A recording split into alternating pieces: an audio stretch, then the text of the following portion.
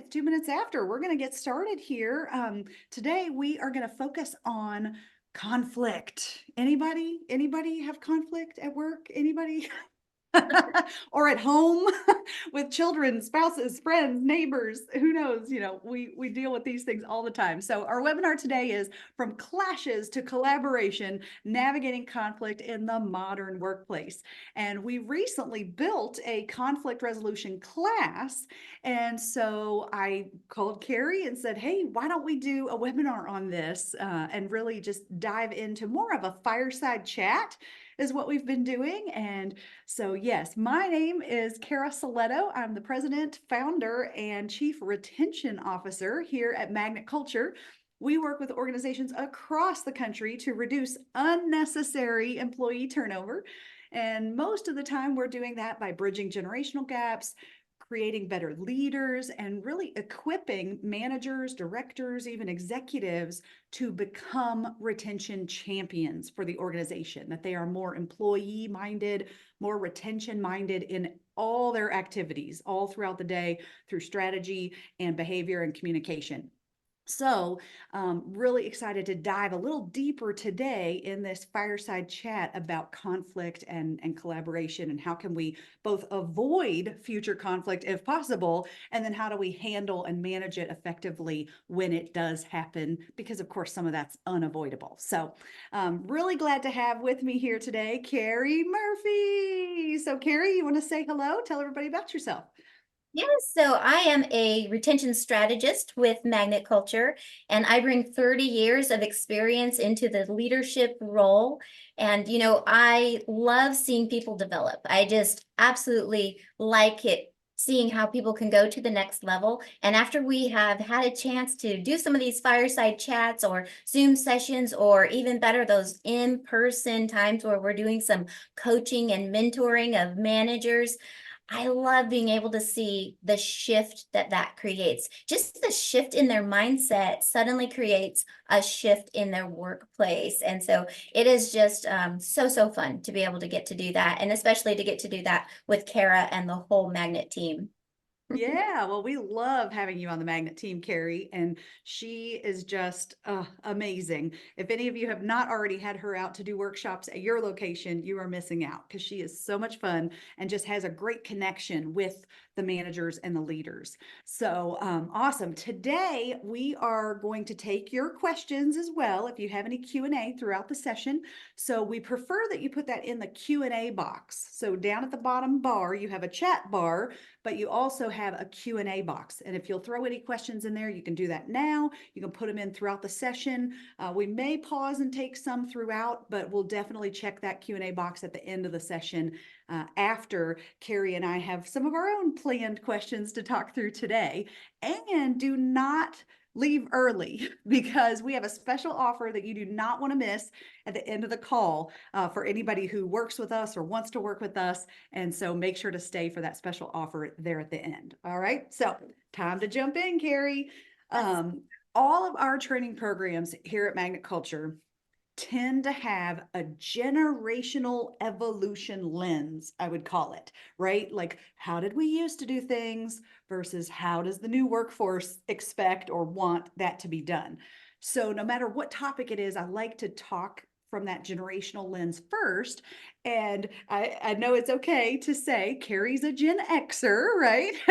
we're not Okay. a birth year, that's fine. But yeah, so she's a Gen Xer, has that 30 years of experience, although I have to tell you, she's very millennial minded. This woman is so hip and into working with young people. It's amazing. So she's a Gen Xer. And then I, of course, am one of the oldest millennials, born in 81, which you guys know, I say that all the time.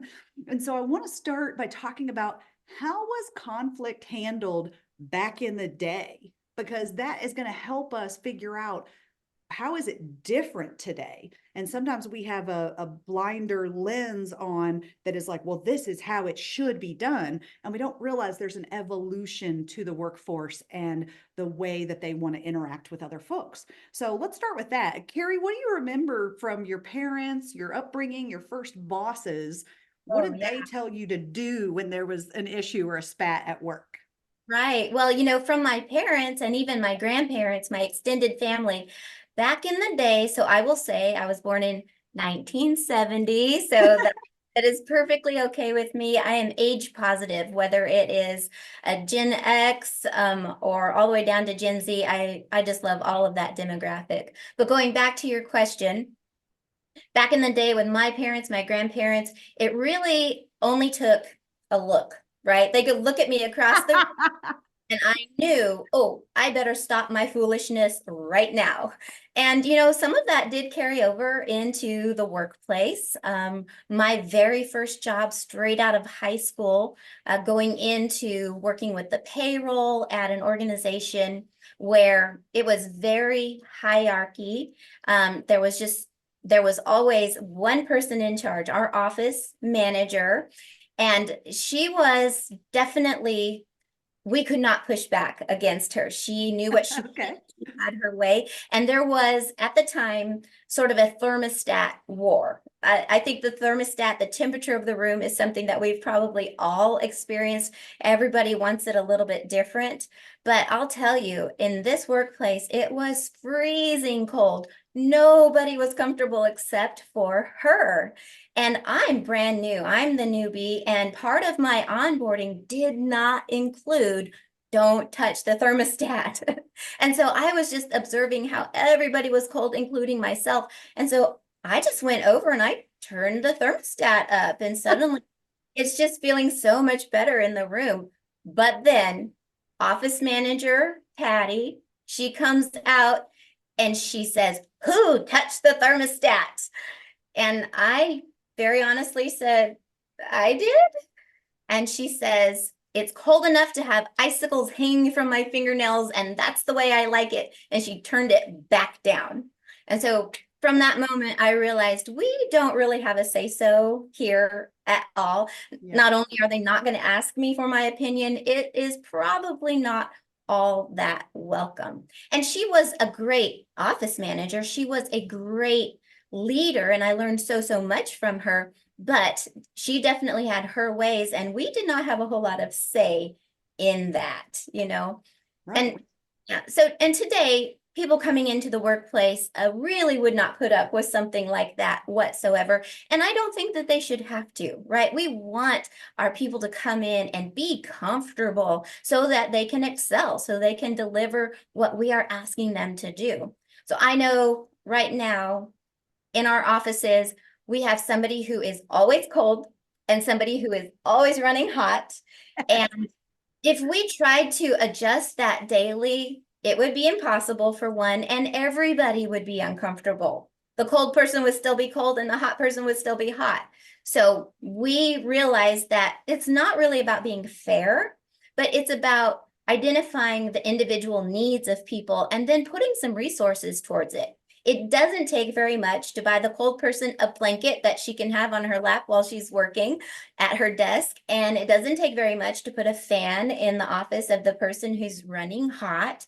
And even for our people out on the floor who are working, we were able to go ahead and get some long sleeve shirts that had our business name and our logo on it, so that when they are out working on the floor, if they're cold, they can put that on, and yet they still are representing us well. So we're just identifying needs and putting resources towards it. And that's very, very different than how I entered the workforce. Oh my gosh. Wow. You said so many things that I think are really important to highlight here, which is if I heard you right, compromise isn't always the answer, right? Because for your point, right, if somebody wants it to be 68 degrees and someone else wants 72 and you put it at 70 degrees, like you said, neither one is happy. They're still But it's hot, they're happy. still cold. And it's better than just one person winning and the other person being miserable, but they could still not be happy if we just compromise versus this idea of it being more equitable or more just, as we might call it, rather than fair, equal and fair, everybody gets the same thing, or we compromise and we just meet in the middle, versus how can we accommodate to meet those different needs. And I love this thermostat example because everybody runs either hot or cold. We can all relate to this. And also it's not about your personality, like how you're wired as far as whether you get along with other people or not. It's just your body temperature, kind of thing. So I do love that it's like, get them a blanket, get them a fan, we do the same thing. We have polos that have the Magnet Culture logo on it, but I also gave my team fleeces. So any time of year, they can wear whatever they want and They're still. fantastic. I love that one. I pull Yes, right. So absolutely. Now I remember, okay, again, I'm an older millennial. I remember when I was going into the work world that I would want to tell issues to my boss, especially at home, right? Oh, my boyfriend and I just broke up, or I'm thinking about dumping him, or whatever it was when I was 23, 24 years old. And I remember my peers saying, don't tell your boss that. That's not appropriate. We don't talk about that at work. Keep that to yourself. And now when I do training, I hear a lot of people say they were taught that you leave your personal hat at the door. You leave that drama at home. But hello, I mean, it's really hard to do that today because of cell phones and everything else. So there's definitely been a shift from the traditional, more hierarchical, more authority based, and seniority based, right? Maybe that office manager actually wasn't your boss, Carrie, but she had been there longer than you.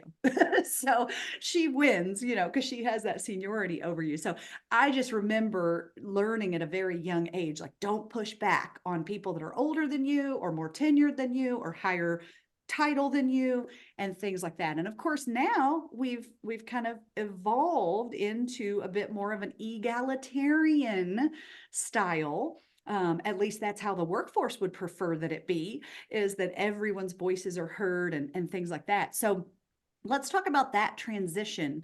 Part of the transition too is that I think staff are less filtered, would you say?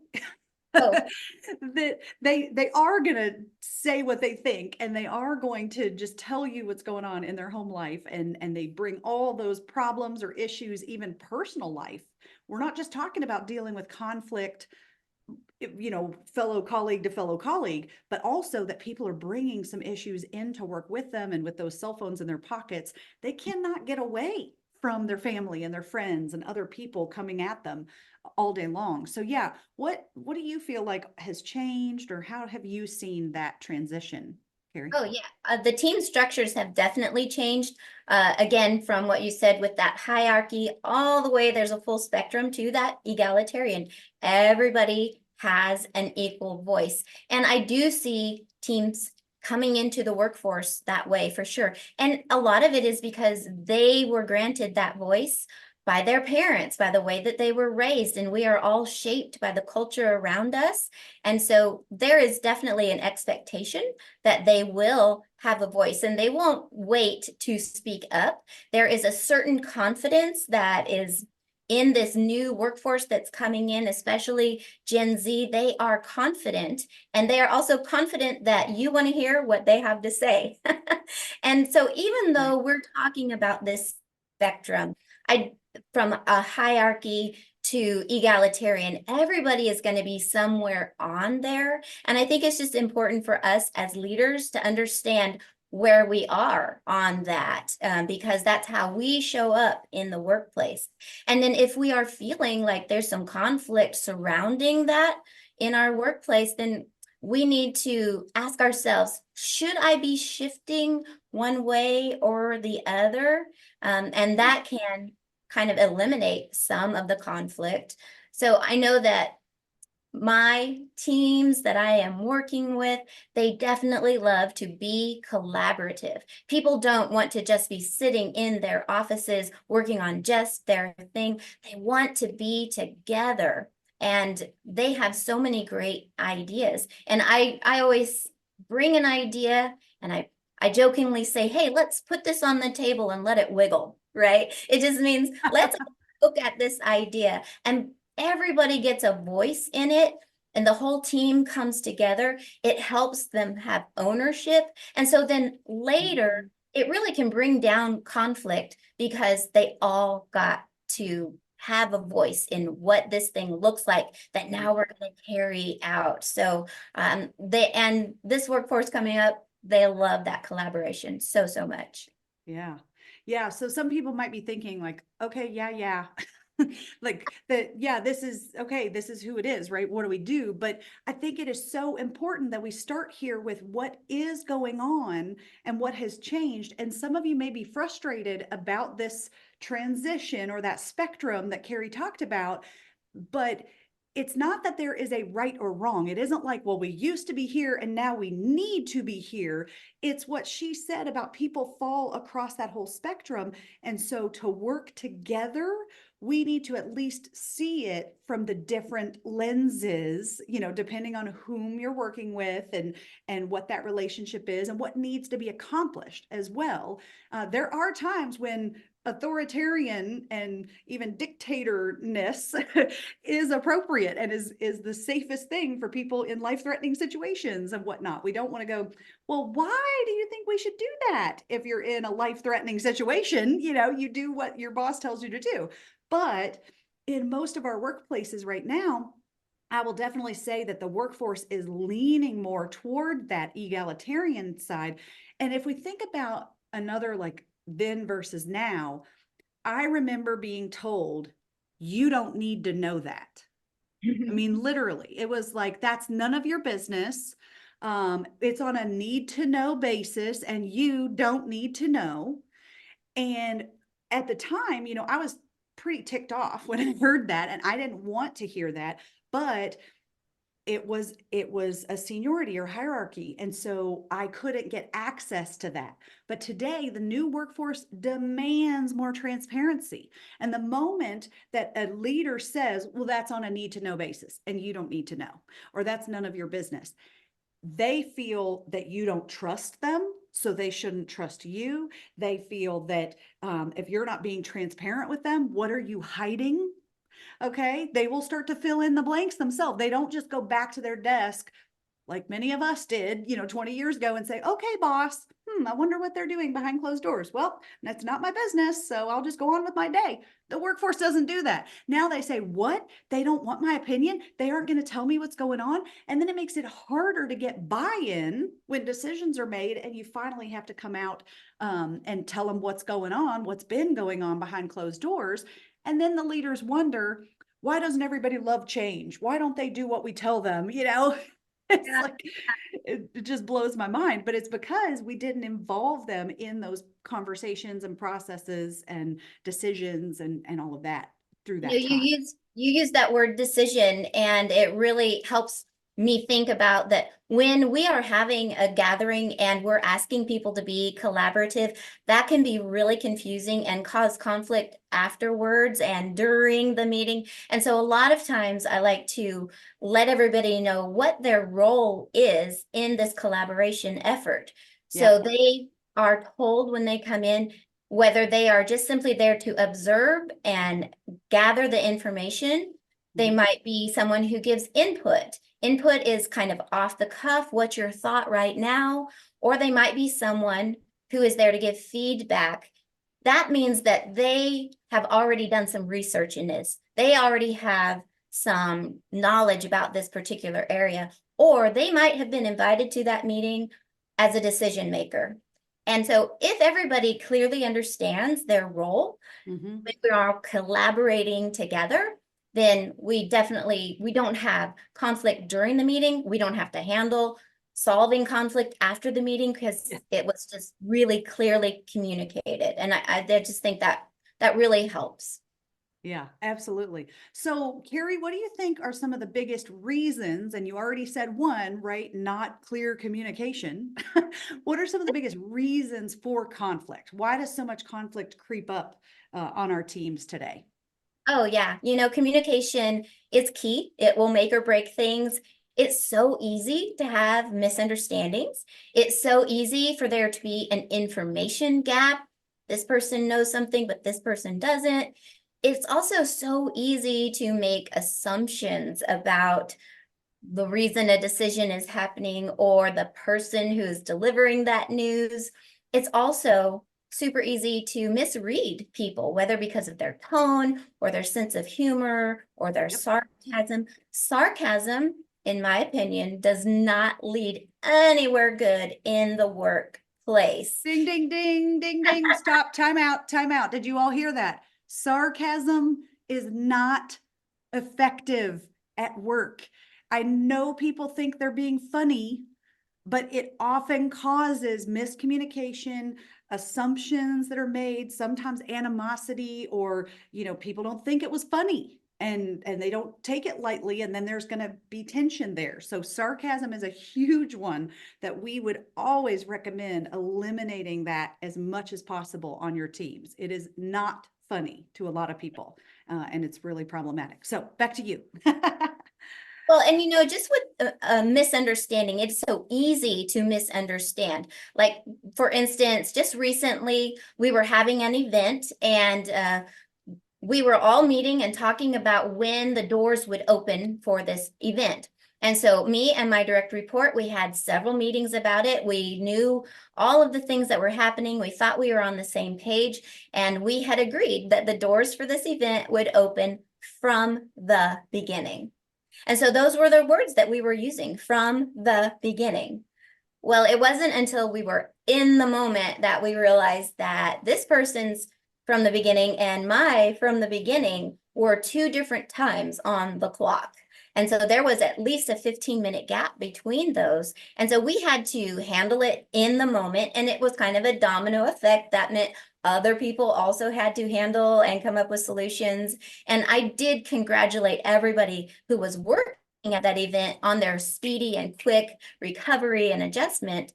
And with the person that I had this miscommunication with, now gratefully he is a fantastic leader. And so then afterwards, while we are evaluating what was going on, we were able to say, oh, that's the gap.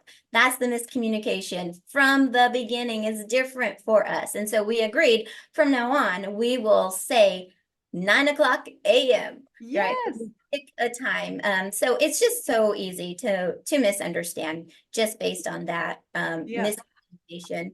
I'd love to throw in another example on that one before we go on to another reason, and that is, I was very familiar with using the terms EOD and COB when I started work, which are end of day and then close of business, if you've not heard those terms. And the problem is, because we now have laptops and we work from home and we check our emails 24/7, different things like that. It used to be that you would say to somebody, can I get this report by EOD, end of day? And you meant, because I want to have access to it as soon as I come in tomorrow morning.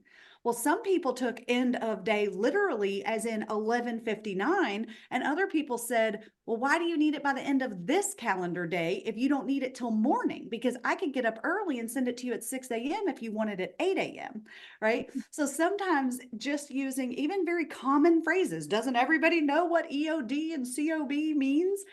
No. And even if they know what it stands for, they might think, well, end of day to me is 11:59, but end of day to you is 5 p.m. or when I leave my desk, or, that type of thing. So exactly the same. And in fact, our team is dropping in some blog posts here. We have a blog about sarcasm that you can check out. And we have a blog about the COB, EOD, how to be more clear with that type of communication. So yeah, what do you think are some other reasons that we have conflict popping up? Definitely personality and different work styles, different work approaches. And one thing that we have not said, but we should just sort of get it out there and not be afraid to say it, is that sometimes people are annoying, and that includes us, right? And so the way that we show up in the workplace really matters. And I think that as a leader, as a manager, it starts with us. It starts with us understanding how we show up. And one of the ways that we like to do that with Magnet Culture is we use assessments. We offer assessments like DISC, the emotional quotient, and those two together are really powerful. That's why I love when I get to teach those two individuals.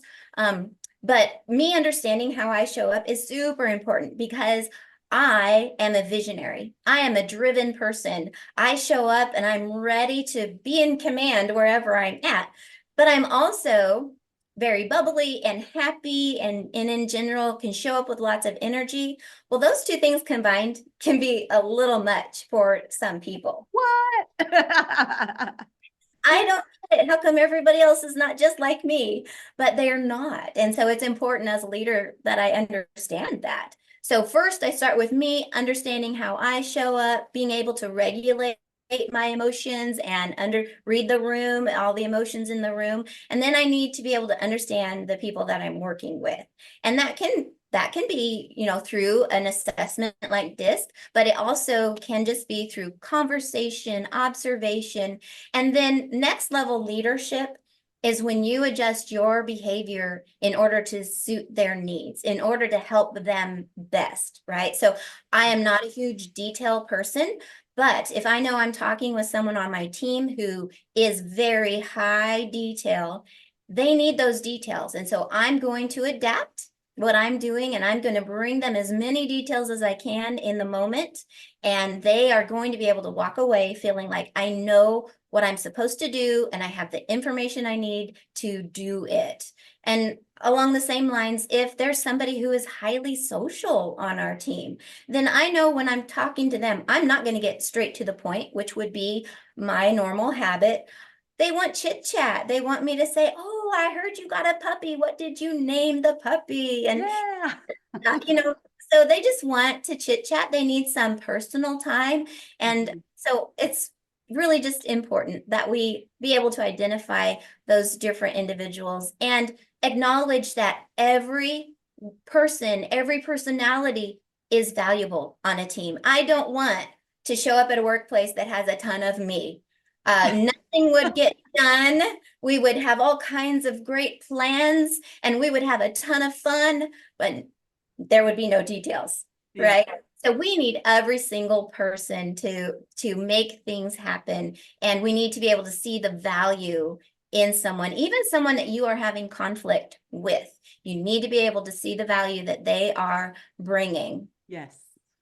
Absolutely. Oh yeah, spot on with all of that. And I like that you said we're all annoying to someone else, right? Whatever your style is, too aggressive, too visionary and not detail enough, or too organized or not organized enough, too chipper, as people call me, whatever it is. And so the more we know about that, then we can certainly get along better with others by, filtering that at certain times. I know I'm not supposed to be super chipper and positive and happy and energy before other people have their coffee in the morning. They don't care for that. So I've learned to just tone that down before 9 a.m. and then I can turn it on after that. So yeah, those are great ones. The personality, communication, of course, assumptions and things. A couple other reasons that I believe a lot of our conflict is caused. One is stress.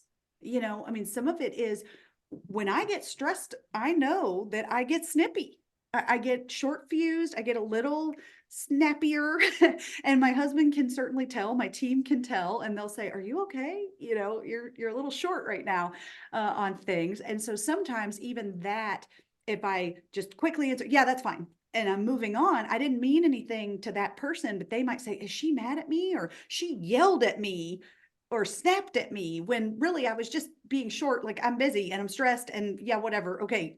I didn't mean to hurt their feelings or be rude, but other people could perceive it that way. So sometimes the stress, the workload, if you're overburdened, that can certainly cause you to be under more pressure and put people at on edge, I would say, around you. And then another is, of course, just differences as far as political differences and religious differences, your belief systems and different things like that. Now that folks are bringing their whole self to work, we're seeing a lot more of those conversations, not just at work, but people are putting it all over social media. So then that could even cause tension. They didn't say anything at work, but somebody saw it on social and they're going to come to work the next day wanting to distance themselves or to be upset with that person just because something that was posted as well, which is a new, I think, issue for managers to have to deal with too. So we'll kind of dive into that a little later. But one last one that I wanted to share, because it is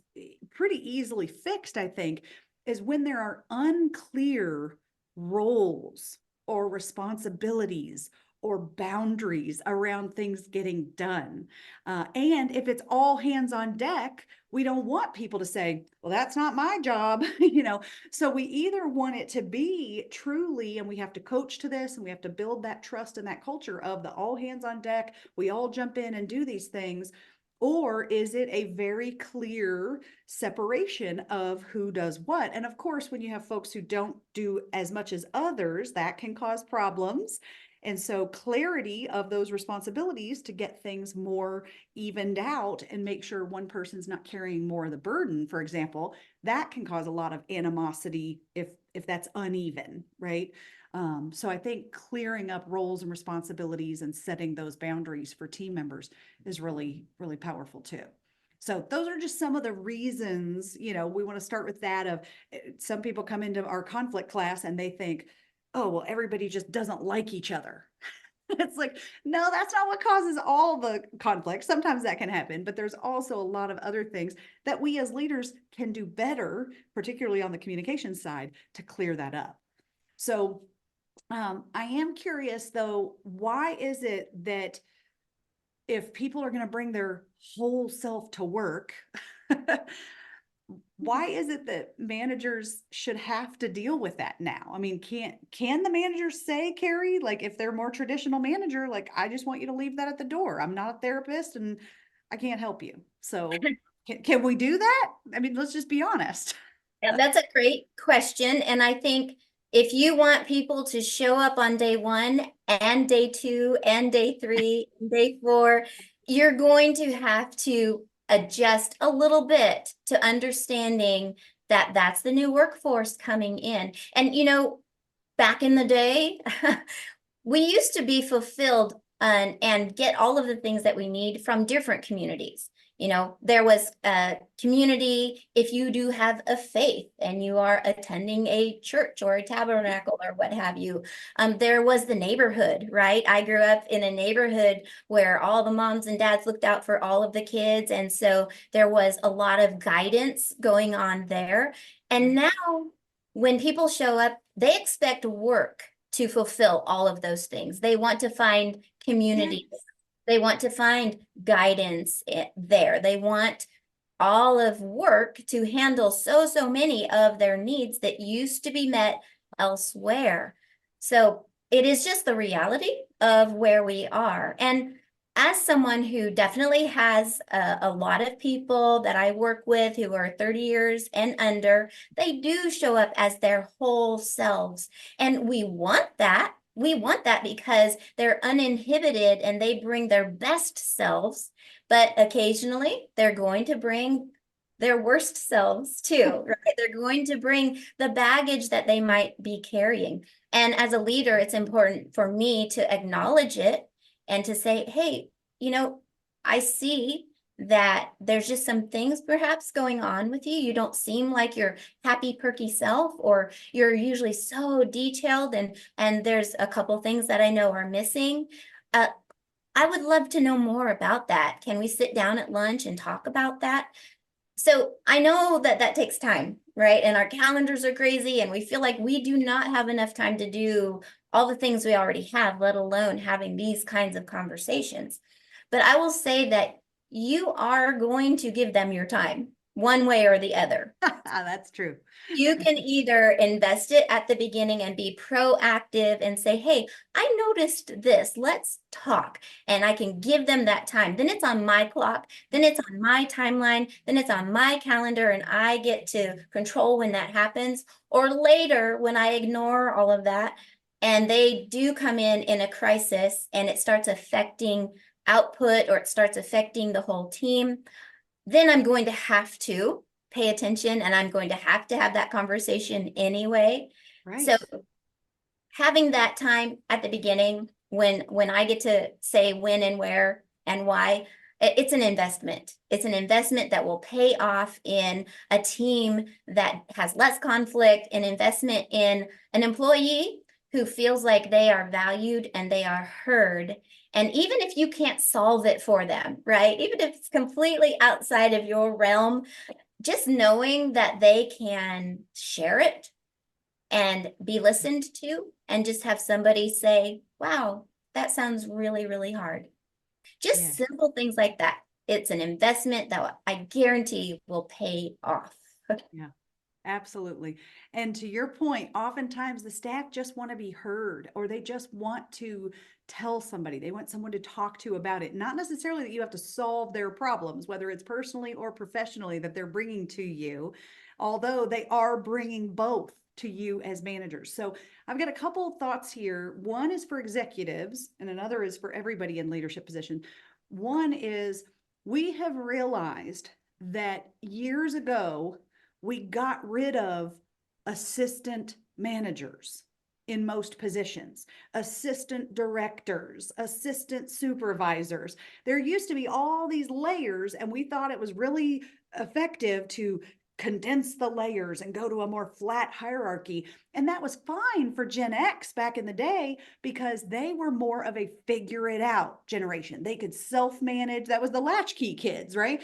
They could self-manage and do their job independently. But you've heard Carrie say the word collaboration like 800 times already today. And so did you pick up on that? I mean, this is a more collaborative generation that's coming in now with younger millennials and Gen Z, which by the way is anyone under 27 as of 2024. And so all these younger workers, they actually want what used to be called micromanaging, right? Gen X was like, don't micromanage me, get off my back, and I'm not going to tell you anything. That's personal, whatever. There was like this divide between personal and professional, partially because their bosses told them there should be that divide, and then they didn't want you in their business either, right? But now with this transition to the whole person here, we need more time to, I wouldn't call it micromanaging exactly, but it's like the pendulum is swinging back toward more collaboration with your team, more oversight, more guidance, more mentoring, more training and onboarding. I mean, the new workforce really wants their supervisor, whatever level that is, to be more hands-on with them and to work with them and check on them and help them grow in that position as well. The workforce today does not want a hands-off manager because I'm too busy, just figure it out, do it yourself. That's not what they want. So for the executives, the message is, and I understand this impacts your bottom line. Many people push back on me, well, where's that money going to come from, Cara? But I'm telling you, if you put some more layers of leadership in, you have assistant managers. If your manager is too busy to mentor people, who's going to mentor people? They need to be mentored and trained and talked to and communicated well with. And if your managers have been overloaded, which they all tell me they are, then you've got to bring in another layer of a person who can then help with onboarding and training and mentoring and all of that. So take that back to your leadership team, your board, your next budget conversations, and say, how do we bring back the appropriate levels of supervision that our new workforce needs from us with that guidance and mentoring? Okay. And some people, it is a little bit of that therapist role that the manager says, I don't have time for this, but your workforce needs you. They need you to make time for it. As Carrie said, if you don't up front, then they're just going to quit, and then you'll be scrambling and spending that extra time on replacing them. So there's that piece. And then also, something came to mind this morning just as I was preparing for this conversation. Most of our clients have lower wage frontline workers, at least a big chunk of their workers, not all of them, but they have that particular workforce that they're trying to attract and retain. And I want to talk about that for just a second, because what I see with our workers who come in from typically a lower socioeconomic status than what the managers and executives and owners are at, I often see that they maybe haven't had exposure to effective conflict resolution, right? Think about how your staff have seen conflict at home. We're talking screaming. We're talking slam doors. We're talking disrespectful eye rolls. We're talking, anything like that just makes them have an outburst or to cry. I remember being told, don't cry at work. I know you're upset, but just hold it in. It's not professional. Just hold it in. Where now, you're going to have people who cry if they're really upset, which some people deem as unprofessional and other people say that's totally fine. Some people curse, when they get mad, or name calling, that type of stuff. And if that is all they know, being raised in a household that yells and slams doors and curses and is disrespectful to one another, they're not going to know to have conflict in a different, more effective, more professional manner when they get to work. They don't know how to like turn that off and do something else. So this comes back to, we have to mentor them. We have to lead by example on that. Okay. And another end of that spectrum of, here's the family that grows up yelling at each other and slamming doors. And here's the other side of, I grew up with a mom, I love you, Mom, who was a people pleaser. And so I literally do not remember ever seeing my parents fight, like yell at each other, fight, like get really, really mad.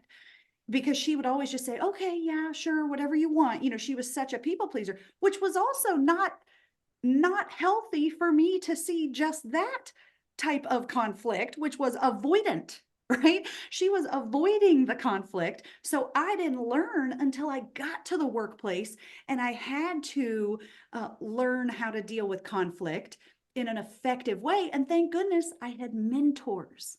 I had classes about it. I got professional development, those kind of things. And so today, right or wrong, I don't know. There's no right or wrong on most of these spectrums, although being at an extreme end of any spectrum is usually pretty tough, right? It's less effective. But I would say today, as we raise our son, my husband and I have decided proactively, we will argue in front of our son, but we're also going to let him see the resolution. We're not going to be disrespectful to one another as best we can. We're going to try not to raise our voices into, an unacceptable level or ineffective level, but we do not go hide behind a closed door so that he doesn't see it, right?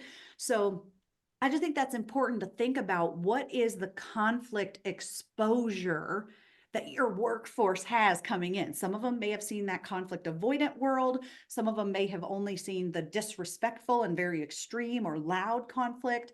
And then you've got folks in the middle who do have some more of those skills of, middle ground, I would say, right? Well, and exactly like how the disc can help us identify how we show up in the world, there are distinct varieties of conflict and how people approach it. And you used one, which is an avoider. You're just avoidant. Some people have a winning style, meaning in a conflict, they need to win. Some people have a compromising style, and some people, they are able to accommodate. And so knowing that everybody's going to approach it a little differently can really, in and of itself, once you figure out how people interact that way, how they have conflict, you can actually help avoid some of the conflict because you know how they show up in this world. Yeah, absolutely.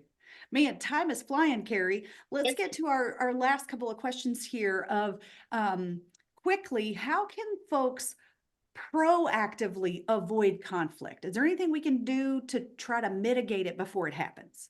Yeah. Oh, absolutely. We are always looking on the surface about, we just see the people in conflict, but we're all icebergs, and there is something that's underneath that conflict. It might be a misunderstanding or confusion. It might be a process that's going on people don't understand. And so we really have to find the root of the conflict. And once we have found the underlying root, then we have to move on to separating the facts from the opinions. Yep. Everybody has an opinion about what is going on, and it turns into he said, she said. So once we know the root, we have to be able to say, but what are the facts of the situation? And then from there, we can work towards a common goal, we can work towards something that we can all agree on. From this point on, this is how it's going to take place, or this is how we're going to have conversations, or this is the new process that's going to be in place. So when we do those simple three things, well, it sounds simple. It takes a lot of intentional effort, but the things that we do intentionally are so beneficial and they pay off in huge, huge ways. So we got to find the root of the conflict. We got to separate facts from opinion, and we have to find a common goal. Yeah, absolutely. So when that conflict arises, that is it, you guys. I'm just going to repeat the 3 steps, right? Find the root, separate the facts from opinions, get the 2 folks into the room, into the conversation, and talk about what they see, and separate out how they feel about it versus what actually happened. You know, a lot of times as a leader, we have to separate, well, she did this to me and she did it on purpose.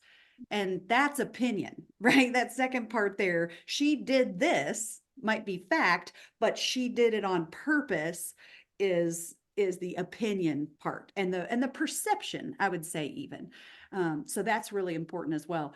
And I think another important piece of this is address the issues quickly, managers. Okay, do not let things boil up. Do not let things stir and simmer. And you are much better off not sweeping it under the rug, and instead just going straight to, especially if it's a small issue, and just address it, get the facts out in the open of what actually happened or how it was misperceived, whatever that is, right? I think that is really important, because I'm seeing a swing on the pendulum of more and more managers today are conflict avoidant. And that is not effective long term. Okay. If, you know, maybe you can avoid some things. Sometimes they will resolve themselves, or sometimes they will disseminate, like the rain that you thought was coming, you know, the storm cloud that you thought was coming or whatnot. But more often than not, avoiding the conflict will come back to bite you later, because it just simmers and simmers, and then eventually will boil over when folks get upset. So making sure that your team also, if you can push forward, something kind of proactive you can do too is to push forward with assume positive intent. We say that on our team a lot: assume positive intent and be more curious rather than critical of others. Okay. So these are conversations. I know if you're on this call today, you are a learner, right? You want to get better. You want to grow. You probably have a growth mindset instead of a fixed mindset, but now you've got to go back and take these tools and this knowledge back to mentor others and cascade that information down. So those are a few of the things, right? Assume positive intent, be more curious than critical. These are all from, you know, famous business books. This is not Cara and Magnet Culture right now. This is just general conflict resolution and general reducing judgment as well. So yeah, and then go to that 3-step process: find the root, separate the facts from opinions, and find those common goals. Okay, so get everybody on the same page as best you can. In fact, one of my friends, I'm going to do a quick plug here. One of my friends, Justin Jones Fosu, okay, Jones-Fosu, Justin Jones Fosu just put out a book, you guys, this week. It came out April 16th, 2024, and it is called I Respectfully Disagree. And it is fabulous. Okay, so if you have not talked to Justin and had him out to speak at your conference, or, you know, work with your teams and things, if you have conflict, we talk about conflict just from a retention standpoint, because here at Magnet, that's our specialty, is retention. But Justin comes at it. He had done a lot of work, of course, in DEI and all types of different diversity and conflict and whatnot, but he is all about inclusion, just being a more inclusive leader and overcoming those differences and reducing judgment. And so he is brilliant. Follow him online, get his book. I respectfully disagree. We just popped that in the chat here. And you will not be disappointed. Some of my friends have already bought a copy for all of their managers, all of their team to start reading through, do a book club, all the things, because there are amazing resources out there about this topic, more in depth. So, alrighty. So let's just wrap up here. We got time for one more quick thing, Carrie. So we shared some ways to proactively avoid the conflict and what to do if it still occurs, because we can't avoid all of that. Excuse me. Is what do you think that a team can operate without conflict? Can we get there? Is that possible? What do you think? Yeah, I mean, I do actually think it is possible. And it's not going to be a utopia, but we are able to get to the point where we have team trust, where we have trust in leaders and trust in each other. And when you've got that kind of trust, then you can do exactly what you said, Cara. Be quick to the conversation. Don't let things simmer, right? So if I have trust among the team, then they can come and bring something up and have it not be some great big catastrophe because we have built trust. And I also have to model the behaviors and the attitudes that I want to see Ding, ding, more ding. of. Yes. If Yeah. I am saying sarcasm is not okay in the workplace, then I cannot show up and be sarcastic. If I am saying eye rolling is not appropriate in the workplace, I cannot show up and roll my eyes at somebody either. So I need to first know myself again and then model the things that I want to see happening. And to follow up with that, when I see the behaviors that I want more of, be quick to put that input and say, I loved when you did this because here's the result, right? So I reward that behavior. I'm guaranteed to see more of it. And when I've got that going on, then the few times that we do have something arise, it just doesn't seem to be as big of a deal because team trust, it's been modeled for them. Even the way to bring up a conversation has been modeled for them. So while we're never going to have perfect, right? We're not going to have perfect.